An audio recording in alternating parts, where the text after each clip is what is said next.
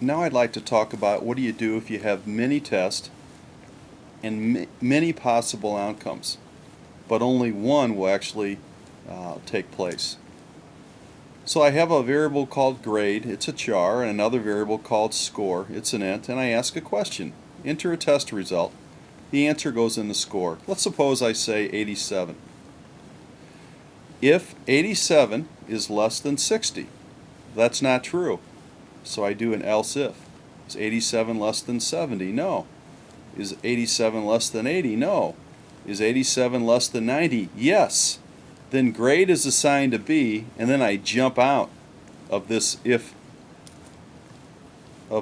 statement here. This is one large if statement, and when any of the tests are true, I do what I'm supposed to do, which is assign grade a grade, and then I jump out of the entire if-else if statement. So only one of these can actually be true.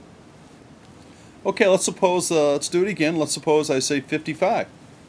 Is 55 less than 60? Yes. Grade is an F, and I'm done. I'm out with the code. I would fall down to the next statement down below here.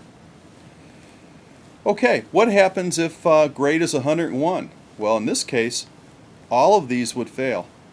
All of these tests would fail, and I wouldn't do anything. That's not really a good situation, and I'll mention how to handle that in just a second. The bottom line is that this is called an if-else if statement. Okay, this is how you write it, using else if.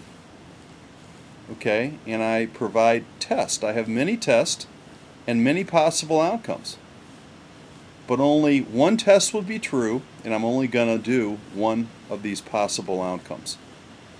Now, sometimes I need to handle the situation when all these tests fail. I need to handle it.